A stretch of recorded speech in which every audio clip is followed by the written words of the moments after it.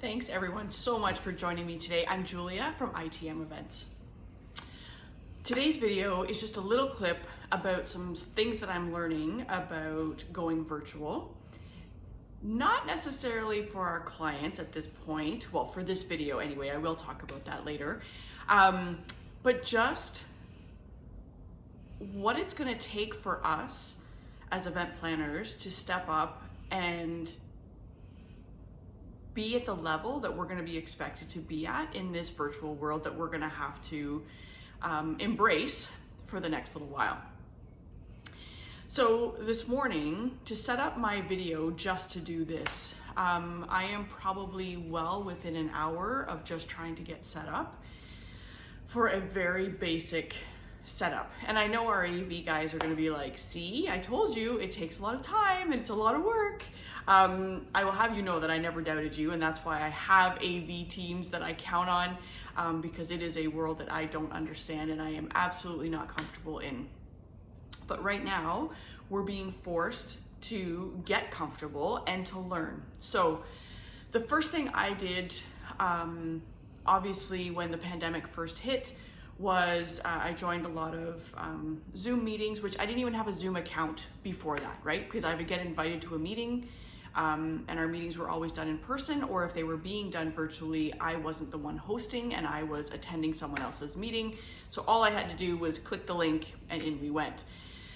So I now have a Zoom account. I now have a Google Meets account. Do I have any others? I think those are the only two I have so far. When the virtual events first started, everyone pivoted. I know everyone hates that word, but it was literally, that's what was happening at the time, right? Because people were set and ready to host their event within days, weeks of all of a sudden being told that we were no longer allowed to meet in person. So moving to a virtual event at that time meant doing all the presenters on Zoom calls. And that was pretty much the best of what came out of that in that first 30 to 45 days. So of course, like everyone else, I attended meetings. I actually got to speak at a conference, which was really fun. And it was all done by Zoom. And that was the best we had at the time. But now the game has changed and now we're gonna be expected to step it up. So back to what I've done since then. I have since ordered a light. I don't know if you can hear my dog snoring in the background. One of the pleasures of working from home all the time now. So I don't know if you can tell the lighting, what the lighting looks like on my video, but I have a light wheel with my phone set up in the center for the camera. So the lighting, as far as I can tell, looks amazing. So hopefully you guys can tell me what you think, if it looks good. I ordered a tripod, which will just help me to be a little bit more mobile. And for some reason, I don't seem to have long enough arms for selfies or for videos. So I don't know what it is. It's very bizarre. So anyway, so this tripod will really help. And it's also a, one of those sticks. It's also one of those. So it'll help me to make videos a lot better. But in this case, my light wheel actually comes with a tripod for the light, but it also has an attachment for your camera. So you can actually put your phone or whatever camera you're using right in the center of the light. Now, another piece that I ordered is this backdrop. So in my office, I love my office and it's cozy and it's perfect for me, but I started to notice as I was on Zoom calls and stuff that my background actually wasn't very pleasant to look at. It looks busy because it was busy. It had, at the very start of the pandemic, I had up my goals for the year. I had every goal on these giant pieces of paper, handwritten with stars and check marks and all kinds of stuff.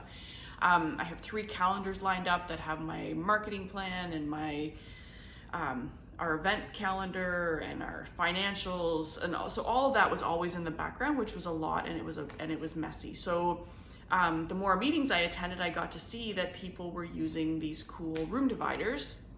So I ordered this one for me. And then the other thing that is still to come is my microphone. So I have no idea what the sound is like here. I don't know if it's echoey or if it's clear, but I will have a microphone soon. And I don't know if it comes with a lapel mic. It might, I don't know, we'll find out. But essentially it'll be on my desk so that when I am doing calls or meetings that I can set that up in that way. What else? I've now subscribed to Zoom, so I have a paid subscription to Zoom for the whole year so that I can do more professional meetings and we don't get cut off at 45 minutes, which tends to happen often because I wasn't willing to pay for it. That's kind of, I think we're kind of in step 2 of event planners getting ready for virtual events, and I'm probably behind the ball. I'm sure there are lots of event planners who were doing virtual events long before me, or even webinars and things, which I had never done. But I have been thrown into this and I'm ready, and I don't want to say that I'm excited because I'm not. When the virtual events came out, we first thought obviously the pandemic was going to be short-lived and we'd be through this quickly in, a few months and we'd move on. So I had no intention really of not necessarily not educating myself, but I really didn't want to commit and invest. Now that this looks like this will last a year, maybe more, and then even then, once we go back to live events, event planners will still be expected to meet the needs of the virtual component. So I have invested. And so I think for those of us who are just kind of getting up to speed, you're probably at the same stage that I'm at. So I'm going to call this my stage 2. And then the next stage after that, I don't really know exactly what that's going to be yet. I'm kind of hoping that it's going to be totally out of my wheelhouse and I'm not going to have to count on it, and that we'll be able to count on people who will be able to do that kind of work for us. Because I see virtual events. I just don't want to get into too much right now because I'm going to talk a lot. I have some other videos I'm going to do today, and I'm going to talk a lot about that kind of thing. But essentially, virtual events are becoming video productions. And I don't know that I'm interested in doing video production. So I don't know what my next step is from here. Does this, do I need to step it up from what I've done already? I guess it remains to be seen. Thanks so much for joining me. Oh, and you know what's really cool? Sorry, I want to tell you. What's super cool about this new equipment that I ordered is that it all comes with remotes. How fun is that? So I'm actually turning my camera on and off with the remote, so I don't have to edit out video clips of me reaching for the screen to shut it off before I'm done my video. Anyway, so there are some fun components. It's gonna be great. We're all learning, we're all trying. Be patient with everyone, and we will get to where we need to be. Anyway, have a fantastic day, and I hope you all are doing well and staying safe. Thanks so much.